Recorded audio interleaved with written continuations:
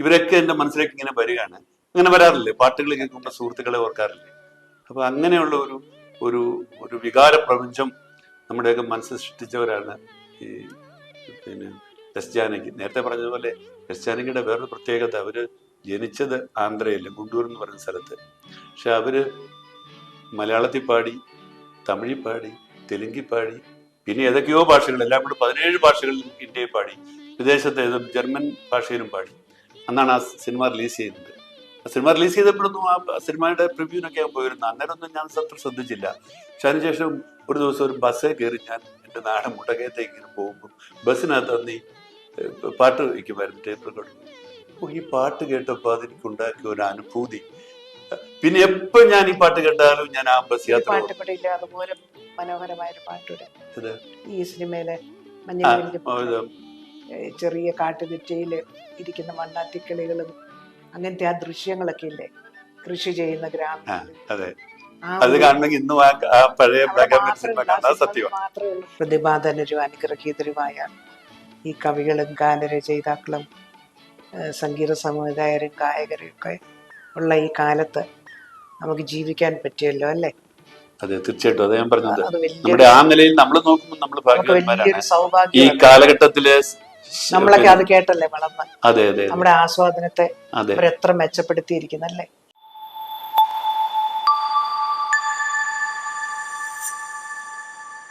നമസ്കാരം, ജയം ടോക്സിലേക്ക് സ്വാഗതം. നമ്മുടെ എല്ലാം പ്രിയങ്കരിയായ ഗായിക, ദക്ഷിണേന്ത്യയുടെ വാനമ്പാടി എസ് ജാനകി നമ്മളെല്ലാം വിട്ടുപിരിഞ്ഞു പോയി. പറന്നു പോകുന്ന ഒരു പക്ഷി അതിൻ്റെ തൂവലുകൾ കുഴിച്ചിടുന്നത് പോലെ കഴിഞ്ഞ 7 പതിറ്റാണ്ട് അവർ പാടിയ ഗാനങ്ങൾ നമുക്കായി ബാക്കി വെച്ചിട്ട് എസ് ജാനകി പറന്നകുന്നു. ജാനകി അനുസ്മരിക്കാൻ നമ്മളോടൊപ്പം പ്രശസ്ത എഴുത്തുകാരി റോസ്മേരി ഉണ്ട്. നമസ്കാരം. എസ് ജാനകി എന്ന് പറയുന്നത് വെറും ഒരു സിനിമ ഗായികയല്ല. നമ്മളെപ്പോലുള്ളവരുടെ കഴിഞ്ഞ 6-7 പതിറ്റാണ്ടായിട്ട് ഈ സംസ്ഥാനത്ത് മലയാളത്തിൽ ജീവിക്കുന്ന നമ്മളെ സംബന്ധിച്ച് നമ്മളോടൊപ്പം പാടി വന്ന ഒരു ഗായികയാണ്. എസ് ജാനകിയെ കുറിച്ച് ഏറ്റവും ആദ്യം മനസ്സിലേക്ക് വരുന്നത് എന്താണ്?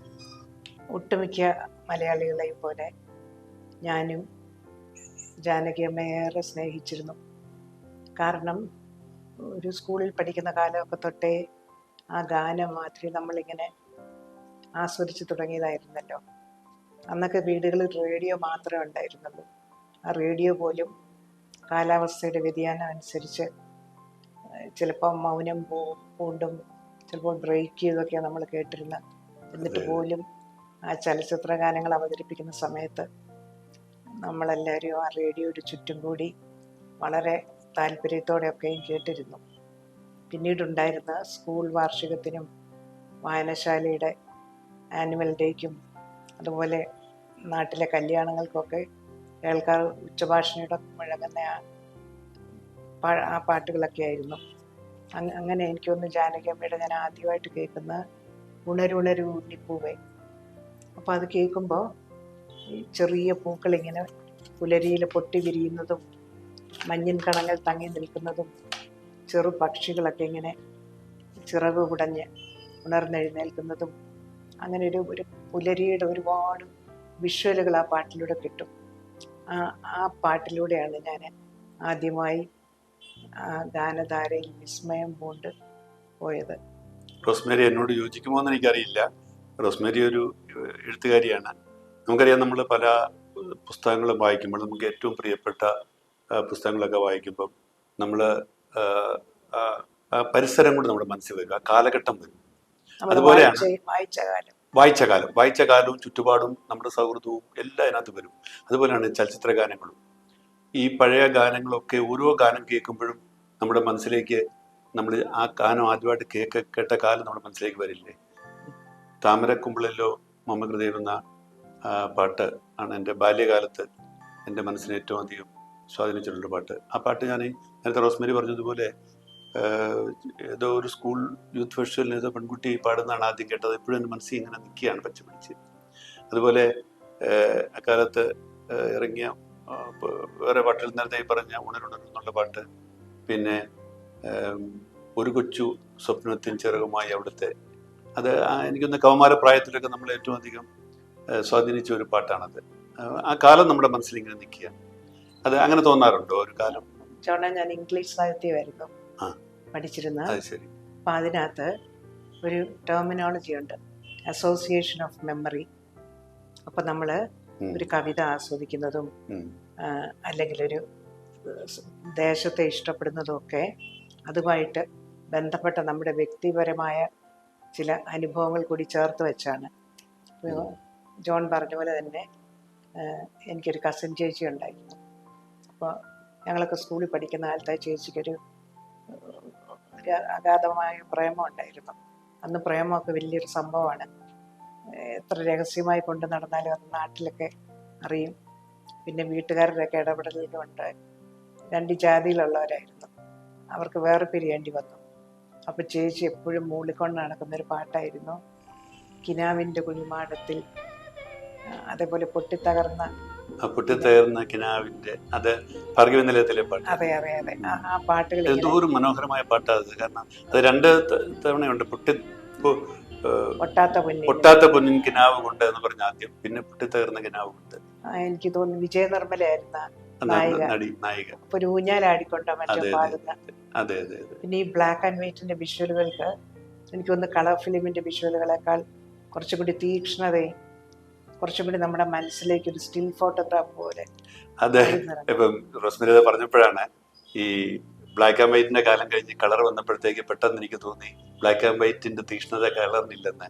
ഞാൻ ഒരിക്കല് അക്കാലത്ത് കോളേജിൽ പഠിക്കുന്ന കാലത്ത് അടൂർ ഗോപാലകൃഷ്ണനുമായിട്ട് ഞാൻ തർക്കിച്ചു. ഈ സ്വയംവരവും കൊടിയേറ്റവും ഒക്കെ ബ്ലാക്ക് ആൻഡ് വൈറ്റ് ആയതിൻ്റെ ഒരു ഭംഗിയുണ്ട്, ഇനി സാർ എടുക്കുന്ന കളർ ചിത്രങ്ങൾക്ക് ആ ഭംഗി വരില്ലെന്ന് പറഞ്ഞപ്പോൾ പുള്ളി എന്നോട് പറഞ്ഞു, അത് ജോണിന്റെ തെറ്റിദ്ധാരണയാണ്. കളറിനേക്കാളും നല്ലത്, അല്ല ബ്ലാക്ക് ആൻഡ് വൈറ്റിനേക്കാളും നല്ലത് കളർ തന്നെയായിരിക്കും. നമ്മളന്ന് കളറില്ലാഞ്ഞുകൊണ്ട് ബ്ലാക്ക് ആൻഡ് വൈറ്റ് എടുത്തതേ ഉള്ളൂ. പക്ഷെ നിങ്ങളുടെ കാലഘട്ടത്തിൽ കണ്ടതുകൊണ്ട് നിങ്ങൾക്ക് അത് തോന്നുന്നതാണ്. എനിക്ക് തോന്നുന്നത് ഒരുപക്ഷെ അത് അടൂർ സാർ പറഞ്ഞത് തന്നെയായിരിക്കും അതിന്റെ ശരിയെന്ന് എനിക്ക് തോന്നുന്നു. നമുക്കങ്ങനെ തോന്നുന്നതാണ്. അതിന് വേറൊരു തലമുണ്ട്. ഈ ഞാൻ തമിഴ് സിനിമാ ഗാനങ്ങൾ ഒരുപാട് ഇഷ്ടപ്പെടുന്ന ആളാണ്. അപ്പോൾ രാത്രികളിൽ 2-3 തമിഴ് ചാനലുകളിൽ പണ്ടത്തെ ബ്ലാക്ക് ആൻഡ് വൈറ്റ് കാലത്തെ തമിഴ് പാട്ടുകൾ കേൾപ്പിക്കാറുണ്ട്. അപ്പോൾ ആ നിഴലും നിലാവും കൂടി ചേർന്നലിഞ്ഞ പ്രകൃതി ദൃശ്യങ്ങളും നിലാവിൽ ഇളകുന്ന ആ വൈഗാ നദിയുടെ തടങ്ങളും അതേപോലെ ചില നിലാവിൽ കുളിച്ച കുന്നിൻ ചെരുവുകളും ഒക്കെ എന്തൊരു രസമാണ് കാണാനായിട്ട്. അതുപോലെ ഓരോ ഏകാന്തതയിൽ ഇങ്ങനെ വിരഹഗാനമൊക്കെ പാടി നടക്കുന്ന നായകനെയൊക്കെ എനിക്കെപ്പോഴും തോന്നി ഈ കളർ ചിത്രങ്ങൾ കുറച്ചുകൂടി ഏകാഗ്രതയുണ്ട് അവിടെ.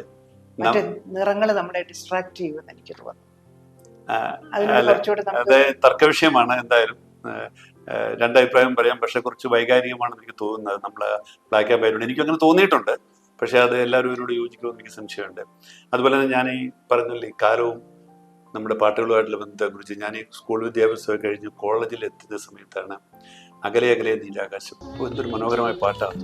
അപ്പോൾ ഈ അകലെ അകലെ നീലാകാശം എന്നുള്ള പാട്ട് എപ്പോൾ കേട്ടാലും ഞാൻ ഞാൻ പഠിച്ച SP കോളേജിലെ സഹൃദയ ഹോസ്റ്റലിന്റെ വരാന്തയിൽ നിന്നുകൊണ്ട് ആ പാട്ട് ആദ്യമായിട്ട് കേട്ടിട്ടുള്ളത്. നേരത്തെ പറഞ്ഞതുപോലെ ഒന്നിയിൽ റേഡിയോ അല്ലെങ്കിൽ ഈ പറയുന്ന ഗ്രാമഫോൺ, ഇത് 2 ഉണ്ടായിരുന്നുണ്ട് നമ്മുടെയൊക്കെ കുട്ടിക്കാലത്ത്. അപ്പോൾ കോളേജിൽ വന്നപ്പോൾ ഡിഗ്രിക്ക് പഠിക്കുന്ന കാലത്ത് അവിടെ ഈ ഗ്രാമഫോൺ വയ്ക്കും. ഗ്രാമഫോൺ വെച്ചിട്ട് അത് മൈക്കിലൂടെ കേൾപ്പിക്കും. അത് മാത്രമേ ഉണ്ടായിരുന്നുള്ളൂ. അപ്പോൾ വൈകുന്നേരം ഈ പാട്ടുകൾ 5-6 പാട്ടാണ് അരമണിക്കൂർ കൊണ്ട് നമുക്ക് കേൾക്കാൻ പറ്റുക. അത് കേൾക്കാൻ വേണ്ടി ഇങ്ങനെ കാത്തിരിക്കുകയാണ്. അപ്പോൾ ഈ അകലെ അകലെ നിരാകാശം ഞങ്ങൾ പോയി ആവശ്യപ്പെടുക ഗ്രാമഫോൺ വെക്കാൻ വേണ്ടി. അതിൻ്റെ ഈ റേഡിയോ ഓപ്പറേറ്റർ എന്ന് പറഞ്ഞ ഒരാളുണ്ട് ഞങ്ങളുടെ കൂടെ തന്നെയുള്ള ഒരാൾ. പുള്ളിയെ മണിയടിച്ച് ഈ പാട്ട് വെച്ച് കഴിഞ്ഞാൽ അകലേ എന്നുള്ള വിശ്വാസത്തിന്റെ അത് ആ ഹൈ പിച്ചിൽ ആ ഉച്ച സ്ഥായിൽ ഉയരുമ്പോൾ എനിക്കൊന്ന് നമ്മുടെ മനസ്സിങ്ങനെ അതിനൊപ്പം ഉയർന്നിങ്ങനെ നിരാകാശത്തേക്ക് പോകുന്ന ഒരു ഫീലിംഗ് ആയിരുന്നു. എന്തൊരു എനിക്കൊന്ന് നമ്മളുടെ മനസ്സിലാണ് സൃഷ്ടിക്കുന്ന അനുഭൂതി. ആ പാട്ടിനൊപ്പം നമ്മളുടെ മനസ്സും മാറുകയാണ്. അപ്പൊ ഇന്നും ആ പാട്ട് കേൾക്കുമ്പം ഞാൻ ആ SP കോളേജും സഹൃദയ ഹോസ്റ്റലും അന്നത്തെ എൻ്റെ കൂട്ടുകാരുണ്ട്, മോഹനേന്ദ്രൻ നായർ, ശശിധര പണിക്കര്, ശിവജി പണിക്കര്, അശോക് കുമാർ, ഇവരൊക്കെ എൻ്റെ മനസ്സിലേക്ക് ഇങ്ങനെ വരികയാണ്. അങ്ങനെ വരാറില്ലേ പാട്ടുകൾ കേൾക്കുമ്പോൾ സുഹൃത്തുക്കളെ ഓർക്കാറില്ലേ? അപ്പൊ അങ്ങനെയുള്ള ഒരു ഒരു ഒരു വികാര പ്രപഞ്ചം നമ്മുടെയൊക്കെ മനസ്സിൽ സൃഷ്ടിച്ചവരാണ് ഈ പിന്നെ എസ് ജാനകി നേരത്തെ പറഞ്ഞതുപോലെ എസ് ജാനകിയുടെ വേറൊരു പ്രത്യേകത, അവര് ജനിച്ചത് ആന്ധ്രയിൽ ഗുണ്ടൂർ എന്ന് പറയുന്ന സ്ഥലത്ത്. പക്ഷെ അവര് മലയാളത്തിൽ പാടി, തമിഴിൽ പാടി, തെലുങ്കിൽ പാടി, പിന്നെ ഏതൊക്കെയോ ഭാഷകൾ, എല്ലാം കൂടെ 17 ഭാഷകളിലും ഇന്ത്യയിൽ പാടി, വിദേശത്തെ ജർമ്മൻ ഭാഷയിലും പാടി. പക്ഷെ ഏത് ഭാഷയിൽ അവർ പാടുമ്പോഴും അവരുടെ ഉച്ചാരണം ഒരു മലയാളിക്ക് പോലും കഴിയാത്ത വിധം ഇത്ര നല്ല ഉച്ചാരണം തോന്നിയിട്ടില്ല, അല്ലേ? അത്ഭുതകരമല്ലേ? അത്ഭുതകരം. എങ്ങനെ സാധിക്കുന്നു എനിക്കറിയില്ല. ഞാൻ അതിനുശേഷം അവരുടെ ഇന്റർവ്യൂ കണ്ടിട്ടുണ്ട്. അവര് 2 കാര്യം ഞാൻ ശ്രദ്ധിച്ചു. ഒന്ന്, അവർ പാടിയ എല്ലാ പാട്ടിലും വരികള്, അതിന്റെ അർത്ഥമല്ല ഇന്നും അവർക്കറിയാം. എങ്ങനെ 10 സിനിമയിൽ തന്നെ 17,000 പാട്ട് പാടിയിട്ടുണ്ട്. ഈ 17,000 പാട്ടുകൾ എങ്ങനെ ഓർത്തിരിക്കുന്നവര്? അത് അസാധാരണമായ ഒരു ബുദ്ധി വൈഭവമോ സിദ്ധിയോ, അങ്ങനെ വളരെ അൺയൂഷ്വൽ ആയിട്ടുള്ളൊരു കാര്യമാണ് അത്. ഈയിടെ സംഗീത സംവിധായകൻ ജയചന്ദ്രനുമായി ജാനകിയമ്മ നടത്തിയൊരു വളരെ ഇൻഫോർമൽ ആയിട്ടുള്ളൊരു ഇന്റർവ്യൂ ഞാൻ കാണും. അതിനകത്ത് ജാനകിയമ്മ താൻ പാടിയ പാട്ടുകളിൽ ചിലതിനെ ഇങ്ങനെ ആവർത്തിക്കുന്നുണ്ട്, വിശദമായിട്ട് വർണ്ണിച്ച് അവതരിപ്പിക്കുക. ഇരുട്ടിന്റെ ആത്മാവില് ഇരുകണ്ണീർ തുള്ളികൾ ഒരു സുന്ദരിയുടെ കരിമിഴികളിൽ വെച്ച് കണ്ടുമുട്ടി. അപ്പൊ ജാനകിയമ്മ അതിനെ വിശദമായിട്ട് വർണ്ണിച്ച് കേൾപ്പിക്കുക. അവരുടെ സംസാര ഭാഷ കുറച്ച് അത്രയ്ക്കൊരു സ്ഫുടതയുള്ളതല്ല, എന്നാൽ പോലും അവർ വളരെ ഇഫക്റ്റീവായിട്ട് കമ്മ്യൂണിക്കേറ്റ് ചെയ്യും. അവർ പറയാ, നിങ്ങളൊന്ന് ഓർത്ത് നോക്കൂ, 2 കണ്ണുനീർ തുള്ളികൾ ഒരു സുന്ദരിയുടെ കണ്ണിൽ നിന്നിങ്ങനെ, അത് പ്രേമിക്കുന്ന 2 മനുഷ്യരാണ്. അപ്പം അവരിങ്ങനെ ഒന്നിച്ചു ചേരാൻ പറ്റാതെ ഒഴുകി, അപ്പം അവരവർക്ക് ഒരു നിശ്വാസത്തിൽ വെച്ചവർക്ക് ഒരുമിച്ച് ചേരാം. പക്ഷെ ആ നിശ്വാസത്തിന്റെ കാറ്റ് തട്ടിയ നിലത്ത് വീണ് അവർ ചിതറിപ്പോയി. അപ്പൊ അതിനകത്ത് ഒരു കാര്യം ഓർക്കേണ്ട ഒരു കാര്യം, അവര് ഒരു കവിത അല്ലെങ്കിൽ ഒരു പാട്ട് പാടുമ്പോഴേ അവരെത്രമാത്രം അതിന്റെ ആശയം മനസ്സിലാക്കി അത് ആ ഭാവം ഉൾക്കൊള്ളും എന്നുള്ളതാണ്, അല്ലേ? അവരുടെ ഒരു, അതുപോലെ തന്നെ ആ കഥാപാത്രങ്ങളുടെ വികാരവും ഭാവവും ഉൾക്കൊണ്ടുകൂടിയാണ് അവർ പാടുന്നതെന്ന് തോന്നിയിട്ടില്ലേ? അപ്പോൾ ഇല്ലേ, പലപ്പോഴും ഞാൻ കേട്ടിട്ടുണ്ട്, ഈ തിരക്കഥാകൃത്ത് ഉദ്ദേശിച്ചതിലും കൂടുതൽ, സംവിധായകൻ ഉദ്ദേശിച്ചതിലും കൂടുതൽ മറ്റൊരു തലത്തിലേക്ക് ഈ പാട്ടുകൾ ആ കഥാപാത്രങ്ങളുടെ ഭാവത്തെ കുറേ കൂടെ ഉജ്ജ്വലമാക്കാറുണ്ടെന്ന്. ഇപ്പൊ ജാനകിയമ്മ തന്നെ പറയാറുണ്ട്, താൻ ഇടയ്ക്കിടെ കയ്യിൽ നിന്നിട്ട് കുറച്ചുകൂടെ ഒരു ഭാവത്തിനൊരു തീവ്രത കൊടുക്കാൻ വേണ്ടി താൻ തൻ്റെതായ ചില ചെറിയ കോൺട്രിബ്യൂഷൻസ് നടത്താറുണ്ട്. അതൊരു സ്വർണ്ണമുഖിലെ എന്നുള്ള പാട്ട്, അതൊരു ഭാവമാണ് ഇതിനകത്ത്. നമ്മള് എങ്ങനെ അത് എനിക്കൊന്ന് പിന്നീട് അത് പലരും പാടി ഞാൻ കേട്ടിട്ടുണ്ട്. അവരാ കൊണ്ട് ഒരു ഭാവം, എനിക്കൊന്ന് അതിനെക്കുറിച്ച് ആരോ പറഞ്ഞത്, അവര് ഞാൻ കരഞ്ഞുകൊണ്ട് പാടണമെന്ന് ചോദിച്ചപ്പം, കരയണ്ട, ഉള്ളിൽ കരച്ചിൽ വന്നാൽ മതി, പുറത്തേക്ക് വരണ്ട, ശബ്ദത്തിൽ കരച്ചിൽ വേണ്ട, പക്ഷെ കരച്ചിൽ അതിനകത്ത് അതെങ്ങനെ വിങ്ങി നിൽക്കുന്ന പോലെയാണ് ആ പാട്ട് കേട്ടാൽ. അതുപോലെ തന്നെ നാദാ നീവരും ഏറ്റവും കൂടുതൽ മലയാളികൾ പാടിയിട്ടുള്ള ഒരു പാട്ടുകളിലൊന്നാണ് നാദാ നീവരും കാലൊച്ച കേൾക്കുവാൻ കാതോർത്ത്. ആ പാട്ടിനകത്ത് നാദാ നീവരും കാലൊച്ച 3 വാക്കുകളേ ഉള്ളൂ. പക്ഷെ ആ 3 വാക്കുകൾ അവർ പാടുന്നതിനകത്ത് അതിനിടയ്ക്കത്തെ മൗനവും ശബ്ദവും എല്ലാം കൂടെ വേർതിരിച്ച് അതിനുള്ളിലേക്ക് അവർ നിറയ്ക്കുന്ന ഒരു വികാരം എന്ന് പറയുന്നത് ഒരു ഭയങ്കരമാണ്. അതുപോലെ ചില പാട്ടുകളിലെ ലാസ്യഭാവം, അതും അവർ ശരിയാണ്. താനെ തിരിഞ്ഞും മറിഞ്ഞും തൻ താമരമത്തയിലൊരിട്ടും, ചന്ദ്രനെ കുറിച്ചാണ്. അതെ, ഭാസ്കരൻ മാസ്റ്ററിന്റെ വർണ്ണന. അതിനകത്ത് ജാനകിയമ്മ ഒരു വളരെ റൊമാൻറ്റിക്കും ലക്ഷ്യസും ആയിട്ടുള്ള ഒരു മൂഡ് ശബ്ദത്തിലൂടെ ഇങ്ങനെ വരുത്തുകയാണ്. കണ്ണീര്, ഗദ്ഗതം, പിന്നെ വിരഹം, സന്തോഷം, ഏത് ഭാവവും കുട്ടികളെ ശബ്ദത്തിലും ആ ഭാവത്തിലും ഉള്ളൊക്കെ അവർ പെട്ടെന്നാണ് അവരുടെ ശബ്ദം മാറിയിട്ട് അവർ കുട്ടികളായിട്ട് അവർ തന്നെയാണല്ലോ ഇതിനകത്ത്. കുട്ടികളുടെ ശബ്ദമല്ല അവരുടെ പാട്ടുകളിൽ അവർ തന്നെയാണ്. അവർ തന്നെ ഒരിക്കൽ പറഞ്ഞിട്ടുണ്ട്, ഞാൻ കുട്ടികൾ കരഞ്ഞുകൊണ്ടാണല്ലോ ജനിക്കുന്നത്, പിന്നെയാണ് ചിരിക്കുന്നത്. എന്നുപോലെ ഞാൻ കരഞ്ഞുകൊണ്ടാണ് എൻ്റെ ഗാനലോകത്തിലേക്ക് വന്നത്. കാരണം ആദ്യകാലത്ത് ഞാൻ പാടിയ പാട്ടുകൾ 57-ലാണല്ലോ അവർ തുടങ്ങിയത്. ആദ്യകാലത്ത് ഞാൻ പാടിയ പാട്ടുകളെല്ലാം കരയുന്ന പാട്ടുകളായിരുന്നു. പക്ഷെ അതിനുശേഷം ഈ SP ബാലസുബ്രഹ്മണ്യത്തിൻ്റെ കൂടെ പാടി തുടങ്ങിയപ്പോഴത്തേക്ക് തമാശ ഗാനങ്ങളും ചിരിയും ഒക്കെ അവരുടെ പാട്ടുകളിൽ വരാൻ തുടങ്ങി. അല്ലെ, അത് ശ്രദ്ധിച്ചിട്ടില്ല? അതൊരു വണ്ടർഫുൾ കോമ്പിനേഷൻ ആയിരുന്നു. അപ്പൊ അതിനെക്കുറിച്ച് എനിക്ക് എപ്പോഴും തോന്നും, കഴിഞ്ഞ തലമുറ, നമ്മുടെയൊക്കെ തലമുറ വരെയുള്ള മലയാളികള് കുറച്ച് സ്റ്റിഫായിരുന്നു. അവരൊരു ഒരു ഫ്ലെക്സിബിൾ ആളുകളെ ആയിരുന്നില്ല. അപ്പോൾ ആ നമ്മുടെ ഗാനമേളകളിലൊക്കെ ഗായകർ നിശ്ചലരായി ഇങ്ങനെ നിന്നുകൊണ്ടാണ് പാട്ടുകളൊക്കെ പാടിക്കൊണ്ടിരുന്നത്. അവരുടെ കണ്ണുകളിലോ മുഖത്തോ ഒക്കെ മാത്രമായിരുന്ന ഭാവമാറ്റങ്ങൾ. അതേസമയം തമിഴില് മറ്റൊരു സമീപനമാണ്. അവര് കുറച്ചും കൂടി ഫ്രീ ആണ് അവരുടെ മൂവ്മെന്റ്. പ്രത്യേകിച്ച് ബാലസുബ്രഹ്മണ്യൊക്കെ സ്റ്റേജിൽ മൂവ് ചെയ്യുന്ന നമ്മൾ കാണുമ്പോൾ അറിയാം, വളരെ ഇൻഫോർമൽ ആയിട്ടൊക്കെയാണ്. അദ്ദേഹം പ്രണയഗാനം ഒക്കെ പാടുമ്പോൾ തൻ്റെ കൂടെ പാടുന്ന ആ ഒരു ഗായികയുടെ നേരെ പ്രണയവാക്യം പോലെ മുഖത്തൊക്കെ ഓരോ കുസൃതിയും. ജാനകി ഓർക്കാനേ വയ്യ. ജയചന്ദ്രൻ, അവരൊക്കെ കുറച്ച് റിജിഡും സീരിയസാ. ഈ SPB ആണെന്ന് തോന്നുന്നു തമിഴിൽ അങ്ങനെ ഒരു മാറ്റം കൊണ്ടുവന്ന്. അപ്പോൾ ജാനകിയമ്മ ഒരു കുസൃതിക്കാരി, ഒരു ചാവല്യുള്ള ഒരു കൗമാരികാരിയെ പോലെ കണ്ണിലൊക്കെ ഓരോ കുസൃതി തരമൊക്കെ ഒളിപ്പിച്ചു വെച്ച് അതിനൊത്ത് ആ തലത്തിലേക്ക് നീങ്ങും. അപ്പോൾ അവരുടെ ഈ സ്റ്റേജ് പ്രോഗ്രാംസ് ഒക്കെ ഭയങ്കര പോപ്പുലറായിരുന്നു തമിഴ്നാട്ടിൽ. അതുപോലെ ഓഡിയൻസിനുമായിട്ട് പെട്ടെന്ന് ഒരു ഇൻറ്റിമസി സ്ഥാപിക്കാൻ ഇവർ രണ്ടുപേരും, SPB അത്, ജാനകിയമ്മ അതെ. അപ്പോൾ ഇവർ ക്രൗഡിലേക്ക് ഇറങ്ങിച്ചെല്ലുന്നില്ലെങ്കിലും ഇവരുടെ ശബ്ദം കൊണ്ട് ഇവരത്രയ്ക്ക് അവരെ വിരൽ കൊണ്ട് തൊടുന്നത് പോലെ ഓഡിയൻസും അവരിലേക്ക് ഒന്നാകും. അതൊരു ഭയങ്കര ഒരു മാസ്മരിക പ്രപഞ്ചം സൃഷ്ടിക്കപ്പെടുകയാണ് അവിടെ. എല്ലാവരിലും എനിക്ക് തോന്നുന്നു ഒരു ഈ 70-80 വയസ്സിലെത്തുമ്പോൾ പോലും അവരുടെ മനസ്സിലെപ്പോഴും ഒരു കുട്ടിയുണ്ട്. ഷൂട്ടിങ്ങിനിടയിൽ ഈ ക്രെയിനിലൊരു ഷൂട്ടിംഗ് ഉണ്ടായിരുന്നു. ആ ക്രെയിനിലെ ഷൂട്ടിംഗ് കഴിഞ്ഞപ്പോൾ അവർ പറഞ്ഞു, എന്നെ ക്രെയിനിലൊന്ന് മുകളിലേക്ക് നിർത്താവും. എന്നിട്ട് അവർ ആ ക്രെയിനിൽ കയറി മുകളിൽ ഇങ്ങനെ കറങ്ങി സ്റ്റുഡിയോയിൽ. അപ്പൊ ആ ഒരു ബാലമനസ്സിൽ 70 വയസ്സുള്ള സമയത്ത് കുട്ടിയുടെ ഒരു ഔത്സക്യം. സീനിയറായിട്ടുള്ള ആൾക്കാരായിരുന്നെങ്കിൽ അങ്ങനെ ചെയ്യുമോ? ആരെങ്കിലും കയറി എനിക്കൊന്ന് പിന്നെ ക്രെയിനെ കയറി കറങ്ങണമെന്ന് പറയുമോ? ഇവർ ഈ പ്രായത്തിൽ അവിടെ കയറി ഇരുന്ന ക്രെയിനെ കറങ്ങുകയും പൊട്ടിച്ചിരിക്കുകയും ഒക്കെ ചെയ്യുന്ന ആ ഒരു മനസ്സ് അത്ര സിമ്പിൾ ആയിരുന്നു. അവരുടെ ഹോൾ ബീയിങ്ങില് ഒരു ശിശുവിന്റെ എന്തോ നിഷ്കളങ്കതയുണ്ട്.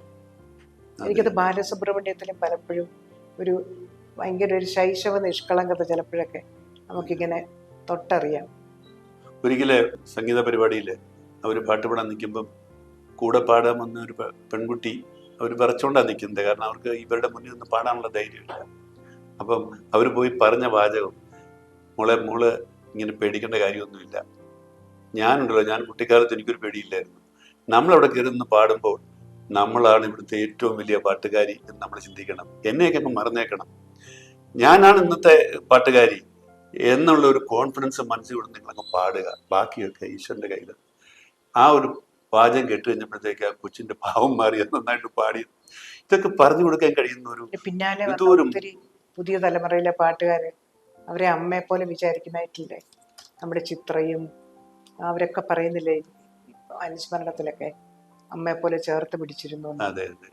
അപ്പൊ അങ്ങനെ ഒരു തുറന്ന ഹൃദയം, എല്ലാവരെയും ഇങ്ങനെ എംബ്രേസ് ചെയ്യുന്ന ഒരു വിശാലമായ ഒരു സ്നേഹപ്രപഞ്ചം അവരുടെ ഉള്ളിൽ ഉണ്ടായിരുന്നു. ഈ മഞ്ഞിൽ വിരിഞ്ഞ പൂക്കളിലെ അവരുടെ പാട്ട്, മഞ്ഞണിക്കുമ്പിൽ ഒരു കിങ്ങിണി തുമ്പിൽ എന്നുള്ള പാട്ട് എത്ര തവണ കേട്ടാലും മതി വരാത്തൊരു പാട്ടല്ലേ? ഇപ്പോഴും നേരത്തെ പറഞ്ഞ പോലെ ആ പാട്ട് ആദ്യം കേട്ടത് ഇപ്പോഴും എൻ്റെ മനസ്സിലുണ്ട്. ഞാൻ കോട്ടയത്ത് ഞാനൊന്ന് ദീപിക ജോലി ചെയ്യുന്ന സമയത്ത് അന്നാണ് ആ സിനിമ റിലീസ് ചെയ്യുന്നത്. ആ സിനിമ റിലീസ് ചെയ്തപ്പോഴൊന്നും ആ സിനിമയുടെ പ്രിവ്യൂവിനൊക്കെ ഞാൻ പോയിരുന്നു. അന്നേരമൊന്നും ഞാൻ ശ്രദ്ധിച്ചില്ല. പക്ഷെ അതിനുശേഷം ഒരു ദിവസം ഒരു ബസ്സിൽ കയറി ഞാൻ എൻ്റെ നാട് മുട്ടകയത്തേക്ക് പോകുമ്പോൾ ബസ്സിനകത്ത് അന്ന് ഈ പാട്ട് വയ്ക്കുമായിരുന്നു, ടേപ്പ് റെക്കോർഡ്.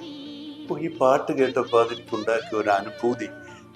പിന്നെ എപ്പോഴും ഞാൻ ഈ പാട്ട് കേട്ടാലും ഞാൻ ആ ബസ് യാത്ര അതുപോലെ മനോഹരമായ ഒരു പാട്ടുണ്ട് ഈ സിനിമയിലെ ഒരു മനോഹര പാട്ടല്ലേ? നമ്മളിങ്ങനെ കണ്ടു നിൽക്കുമ്പോൾ ആ മിഴി ആ ഇമേജറി ഭയങ്കരമാണ്. ഈ മഞ്ഞണിക്കൊമ്പിൽ തന്നെ ആ മഞ്ഞണിക്കൊമ്പ് ഒരു കിങ്ങിണി തുമ്പിൽ താനിരുന്ന ഒരു ആടിടുന്നൊരു പൈങ്കിളി കുരുവി എന്ന് പറയുമ്പോഴത്തേക്ക് മനസ്സിൽ ഇങ്ങനെ ആ കുരുവി ഇങ്ങനെ ആടുന്നത് അറിയാതെ മനസ്സിൽ ഹിമപ്രദേശങ്ങളും. അതെ, അതിനകത്ത് ഒരു ആ വരികളുടെ ഭംഗിയുണ്ട്, സംഗീതത്തിന് ഭംഗിയുണ്ടെന്നൊക്കെ പറഞ്ഞാൽ അതിന്റെ അപ്പുറത്ത് ജാനകിയുടെ ജാനകിയമ്മയുടെ ആ ഒരു സ്വരമാധുര്യമാണ്. ആ സ്വരമാധുര്യത്തെ വേണ്ട വിധം ഉപയോഗിക്കാൻ പറ്റിയൊരു ബ്രില്യൻസ് ജെറി അമൽദേവിനുണ്ടായിരുന്നു. അതുണ്ടായി, അതൊരു ക്രിയേഷൻ ആയിരുന്നു. ഭയങ്കര പുതുമയായിരുന്നില്ലേ? ജെറി അമൽദേവിനെ പോലെ സംഗീത സംവിധായം വന്നിട്ട് അതുവരെ ഉണ്ടായിരുന്ന കോൺസെപ്റ്റുകളെ മാറ്റി മറിച്ചുകൊണ്ട് പുതിയൊരു സംഗീതം നമ്മുടെ മനസ്സിലേക്ക് ഇങ്ങനെ ഫ്രഷ്നെസ് ആയിരുന്നു, ഭയങ്കരം. ഇന്നും അന്ന് പോയിട്ട് എത്രയോ 4 പതിറ്റാണ്ടായിട്ട് ഇന്നും ആ പാട്ടുകൾ ആ കാലത്ത് നമ്മൾ നിരന്തരം കേട്ടോണ്ടിരുന്നല്ലേ, മടുക്കാതെ വീണ്ടും വീണ്ടും. അതെ അതെ, കാസറ്റ്സ് ഒക്കെ. അതെ, കാസറ്റ്സ്. പിന്നെ ഏത് ടെക്നോളജി എങ്ങനെ മാറിയെന്ന് പറഞ്ഞാലും ചില പാട്ടുകളുണ്ടല്ലോ, അത് ഇങ്ങനെ നമ്മുടെ മനസ്സിൽ ഇങ്ങനെ നിൽക്കും. അത് ജനകമ പാടിയ പഴയ പാട്ടുകളാണ്. അന്നത്തെ കാലത്ത് ടെക്നോളജി ഇത്രയും വളർന്നിട്ടില്ല. പക്ഷെ ഇന്ന് ഈ ടെക്നോളജിയുടെ കാലത്ത് നിന്ന് പാടുന്നതിനേക്കാളും നമ്മൾ എത്രയോ ഇഷ്ടപ്പെടുന്നു. കാരണം അതിനകത്ത് നമ്മുടെ കാലമുണ്ട്, അതിനകത്ത് നമ്മുടെ പ്രായമുണ്ട്, അതിനകത്ത് നമ്മളുടെ ആ പ്രായത്തിന്റെ അനുഭൂതിയുണ്ട്, അതെല്ലാം ഉണ്ട്. അതുകൊണ്ടാണ് അത് അല്ലെ ആ ഒരു ക്രിയേഷൻ. പിന്നെ നമ്മുടെ ഹൃദയങ്ങളിൽ ചിരപ്രതിഷ്ഠ നേടിയ സത്യനും പ്രേംനസീറും ഷീലയും ശാരദയും അങ്ങനെ മധു, അങ്ങനെ ആ കരുത്തറ്റ അഭിനേതാക്കളുടെ തീർച്ചയായിട്ടും ഉണ്ട്. ഇപ്പൊ ശാരദയുടെ കാര്യത്തിൽ എടുക്കുക, ശാരദ ആന്ധ്ര എന്നുള്ളൊരു നടിയാണ്. മലയാളത്വം ഇല്ലാതെ വന്നും മലയാളത്തിന്റെ ഒരു നാടൻ രീതികളെല്ലാം ഉൾക്കൊണ്ട ഒരു നടിയാണ്. ആ ശാരദയുടെ പിന്നെ ശാരദയ്ക്ക് വേണ്ടിയാണ് ആദ്യകാലത്ത് ജാനകി പാടിയിട്ടുള്ളത് അല്ലേ? അധികം എം ഡി വാസുദേവനായരുടെ പിന്നെ തിരക്കഥകളിലെ. പക്ഷെ ആ വള്ളുവനാടൻ പശ്ചാത്തലം, അവിടുത്തെ പ്രണയം, റോസ്മേരി പറയാനുള്ളത് പോലെ പിന്നെ കാമുകിക്ക് വേണ്ടി കാത്തിരിക്കുന്ന കാമുകന് വേണ്ടി കാത്തിരിക്കുന്ന ശാലീനയായ തുളസി കതിരൊക്കെ ചൂടിയ പെൺകിടാങ്ങള്, അതേപോലെ വയലേലകളും ചെറിയ അമ്പലങ്ങളും അമ്പലത്തെ തൊഴുതു മടങ്ങുന്ന നായികന്മാരും പഴയ ജലാശയങ്ങളും കൈത്തോടുകളും ആ ഭൂവിഭാഗ അപ്പാടെ ഗാനങ്ങളില് പ്രതിഫലിക്കുകയാണ്.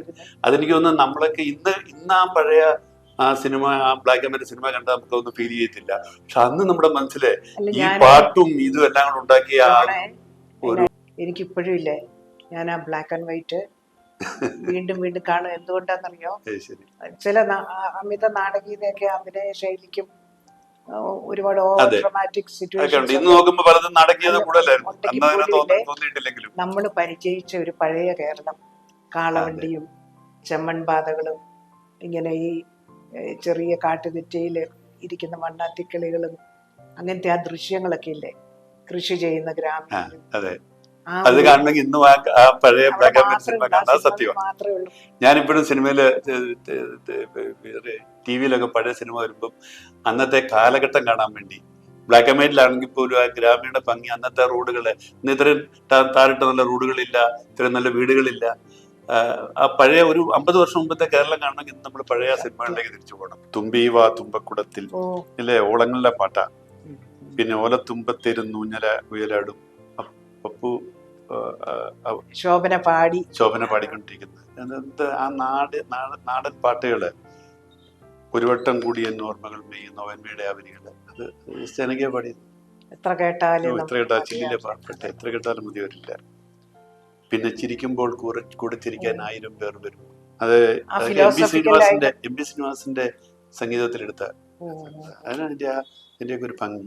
എം പി ശ്രീനിവാസിന്റെ ഒക്കെ സംഗീതത്തിലെ ഒരു ഗസലിന്റെ ഒക്കെ ഒരു ഇതുണ്ട്. അതാണ് എൻ്റെ ഒരു ഉത്തരേന്ത്യൻ ഗാനങ്ങളുടെ ഒക്കെ ഒരു അദ്ദേഹത്തിന്. പിന്നെ അയാളെ ഏറെക്കാലം നമ്മൾ മൂളി നടന്ന കേട്ടിരുന്ന ഒരു പാട്ടാണല്ലോ, പിന്നെ അവളുടെ രാവുകളിലെ രാഗേന്ദ്രകരണങ്ങൾ വീശിയില്ല അല്ലെ? എത്രയോ നല്ല ഏറ്റവും നല്ല സംഗീതം, എന്തൊരു സാന്ദ്രമായ ശോഭ അതിനകത്തല്ലേ. വളരെ സാന്ദ്രം, അർത്ഥഗർഭവുമായിട്ടുള്ള ഒരു വരികളും സാന്ദ്രമായിട്ടുള്ള അനാഥമായ ബാല്യമൊക്കെ അതിൽ പ്രതിഫലിക്കുന്ന. പിന്നെ കണ്ണീരിന്റെ ഒത്തിരി പാട്ടുകൾ, ഒരു പാട്ടുണ്ട് സന്ധ്യേ സന്ധ്യേ കണ്ണീരെന്തേ സന്ധ്യ എന്നുള്ള പാട്ടൊക്കെ എത്ര കേട്ടാലും മതി വരാത്ത പാട്ടുകൾ. അതുപോലെ തന്നെ കാണാക്കുയിലെ പാടും സ്വപ്നത്തിലെ നല്ല അതിൻ്റെയൊക്കെ ആ ഒരു ആ സ്ഥായി, ആ പിച്ച് അങ്ങോട്ട് പോകുന്നത് കേട്ടാൽ ഇങ്ങനെ പാടാനായിട്ട് ഇവർക്ക് കഴിയും. സലിൽ ചൗധരി മ്യൂസിക് കൊടുത്ത സലിൽ ചൗധരിയുടെ സ്വപ്നത്തിലെ എല്ലാ പാട്ടും മനോഹരമാണ്. പിന്നെ വേറെ ഇല്ലേ, മാതള പൂ പോലൊരു മാനസം, എത്രയ്ക്ക് ഒരു പൂങ്കുയിലിന്റെ പാട്ട് പോലെ തന്നെ. തേനും വയമ്പും എന്നുള്ള പാട്ട്, അത് അവരെ കുറിച്ച് തന്നെ പാടുന്ന പോലെ തേനും വയമ്പും കൊടുത്ത് സംഗീതം സാന്ദ്രമാക്കിയ അത് വാനമ്പാടി. ആ വാനമ്പാടി ശാസ്ത്രീയ സംഗീതം പഠിച്ചിട്ടില്ല. ശാസ്ത്രീയ സംഗീതം അവർക്ക് ഇഷ്ടമില്ലായിരുന്ന ഒരു ഇന്റർവ്യൂ പറഞ്ഞിട്ടുണ്ട്. പക്ഷെ എന്തിനാ അവർ ശാസ്ത്രീയ സംഗീതം പഠിക്കുന്നത്? ദൈവം തന്നെയാണ് അവർക്ക് സ്വരവും ലയവും നാവിൽ ശ്രുതിയും ഒക്കെ മധുരം അവരുടെ നാവിൻ തുമ്പിലേക്ക് തേൻ വെച്ചു കൊടുത്തതല്ലേ. അതെ അതെ. ഇന്നും നമ്മള് രാത്രിയിൽ ഉറങ്ങാൻ കിടക്കുമ്പം അല്ലെ, നമ്മുടെയൊക്കെ കൗമാരത്തിലും യൗവനത്തിലും ഒക്കെ നമ്മള് താരാട്ട് പോലെ ഈ അവരുടെ വരികൾ നമ്മുടെ കാതിൽ കൂടെ വന്ന് നമ്മുടെ ഹൃദയത്തിലേക്ക് ഇറങ്ങുന്ന ഒരു അവസ്ഥയല്ലേ ഉണ്ടായിരുന്നു. അല്ലെ, ഞാൻ ആലോചിക്കായിരുന്നു, ഒരു കവിയാണ് റോസ്മേരി. റോസ്മേരി എത്രയോ കവിതകൾ എഴുതിയിട്ടുണ്ട്. ഒരു സിനിമാകാരൻ എഴുതണമെന്ന് തോന്നിയിട്ടില്ല. എനിക്ക് അങ്ങനെ സുഗതകുമാരി, അവര് പലർക്കും പല നല്ല കവികൾക്കും സിനിമ എഴുതാൻ ONV പക്ഷേ ആരംഗം മാറി സിനിമയിലേക്ക് പോയി. ജോണ, ഞാൻ എന്തോർക്കുന്നോ, ONV-യും P. ഭാസ്കരനും വയലാറും ഒക്കെ ഇത്ര മനോജ്ഞമായ കവിതകളെ ഗാനങ്ങൾ, സിനിമാ ഗാനങ്ങളാക്കി നമ്മളെ ആസ്വദിപ്പിച്ചിരുന്നല്ലോ. ഈ ഇത്രയും മഹാരാജന്മാര് എഴുതിയ ലോകത്ത് കാൽ കുത്താൻ പോലും എനിക്ക് ആത്മധൈര്യമില്ല. അല്ല, സിനിമ അവരെഴുതിയതുപോലെ അല്ല. ആ കാവ്യ ഗുണങ്ങളൊന്നും ഇല്ലാത്ത വരികൾ ഈ നാട്ടിലുണ്ട്. ഇപ്പൊ റോസ്മേരി എഴുതിയിരുന്നെങ്കിൽ അതിനേക്കാളൊക്കെ മെച്ചപ്പെട്ട കാര്യങ്ങളായിരുന്നേനെ. ഇല്ല, എന്നാലും ഞാൻ മനസ്സിലിങ്ങനെ വിചാരിക്കുമ്പോഴേ, ചെറിയ ക്ലാസ്സിൽ പഠിച്ച 2 വരി കവിതയുണ്ട്. ആകാത്തതിങ്ങനെ എണ്ണി ചുമ്മാ മാഴുകല്ല എന്നോമലുണ്ണി. ഒരു ചിത്രശലഭം പറക്കുന്ന കണ്ടിട്ടൊരു കുട്ടി അമ്മയോട് എനിക്കിങ്ങനെ പറക്കണം എന്ന് പറയാം. അപ്പം അമ്മ കുട്ടിയെ പറഞ്ഞ് ആശ്വസിപ്പിക്കുക, ആകാത്തതിങ്ങനെ എണ്ണി ചുമ്മാ മാഴുകല്ല എന്നോമലുണ്ണി. എനിക്ക് അങ്ങനെ ഗാനങ്ങൾ എഴുതാനുള്ളൊരു ലയ സുഭഗത എൻ്റെ വരികൾക്കുണ്ടാവില്ലെന്നൊരു തോന്നൽ. പിന്നെ ഇത്രയും അനശ്വരമായ ഗാനങ്ങളൊക്കെ നമുക്ക് ബാക്കി വെച്ചിട്ടാണല്ലോ അവരൊക്കെ കടന്നു പോയത്. അപ്പം അതൊക്കെ തന്നെ നമുക്ക് ഈ ജന്മത്ത് ധാരാളം. സത്യത്തില് ഈ വയലാറിനെയും P. ഭാസ്കരനെയും ശ്രീകുമാരൻ തമ്പിയൊക്കെ പോലെയുള്ള ഗാനരചയിതാക്കള്, അതുപോലെ തന്നെ പിന്നെ ദേവരാജനെ പോലെയൊക്കെയുള്ള പിന്നെ സംഗീത സംവിധായകര്, ഇവരൊക്കെ നമ്മുടെയൊക്കെ ചെറുപ്പത്തിലും നമ്മുടെയൊക്കെ ഒരു കഴിഞ്ഞ ജീവിതത്തിൽ അവർ പകർന്നു തന്ന സംഗീതത്തിൻ്റെ ഗാനങ്ങളുടെയൊക്കെ ഒരു ലോകമേ അത്. വാസ്തവത്തിൽ ഇതൊക്കെ പുതിയ തലമുറ ഇതൊക്കെ ഉൾക്കൊള്ളുന്നുണ്ടോ, ആസ്വദിക്കുന്നുണ്ടോ? പുതിയ ജനറേഷനിൽ എത്രമാത്രം? കാരണം ഇന്നിപ്പോൾ നമുക്കറിയാവുന്ന ഇറങ്ങുന്ന ഒരു സിനിമയിലെ ഒരു ഗാനവും അവരുടെ മനസ്സിൽ തങ്ങി നിൽക്കുന്നില്ല. ഇനിയിപ്പോൾ ഞാൻ പറയാം, നമ്മളിപ്പോൾ ഒരു 50 വർഷം 60 വർഷം മുമ്പ് ഇറങ്ങിയ സിനിമയിലെ പാട്ടുകൾ, ആ പാട്ടുകൾ അന്ന് മനസ്സിൽ സൃഷ്ടിച്ച വികാരവും അനുഭൂതിയും ഒക്കെ ഇന്നും നമ്മൾ കാത്തു നിൽക്കുകയും ഇന്ന് നമ്മൾ ചർച്ച ചെയ്യുകയും ചെയ്യുന്നു, അല്ലേ? പക്ഷേ ഇനിയൊരു 50 വർഷം കഴിഞ്ഞാൽ ഈ തലമുറയിൽപ്പെട്ട പിള്ളേരിരുന്ന് ഇതുപോലെ ഈ സിനിമാ ഗാനങ്ങൾ ചർച്ച ചെയ്യുമോ? അവര് വയലാറിനെ ഓർക്കുവോ, ദേവരാജനെ ഓർക്കുവോ? അവർ ഞാൻ വിശ്വസിക്കുന്നില്ല. അവരുടെ കാലത്ത് റാപ്പിന്റെ ഒക്കെ പുതിയ അവതാരങ്ങളൊക്കെ ആയിരിക്കും അവരുടെ ആസ്വാദന വിഷയം. എനിക്ക് തോന്നുന്നത് ഇവരെ പോലെയുള്ള പ്രതിഭാശാലികളുടെ ഈ സൃഷ്ടികള്, സംഗീതമായിക്കോട്ടെ, കവിതയായിക്കോട്ടെ, ഗാനങ്ങളായിക്കോട്ടെ, എന്തോ ആയിക്കോട്ടെ, അതൊക്കെ കേൾക്കുകയും അതൊക്കെ മനസ്സിൽ സൂക്ഷിക്കുകയും അതൊക്കെ ചർച്ച ചെയ്യുകയും ചെയ്യുന്ന ഒരു തലമുറയുടെ അവസാന ഭാഗമായിരിക്കും നമ്മളല്ലേ.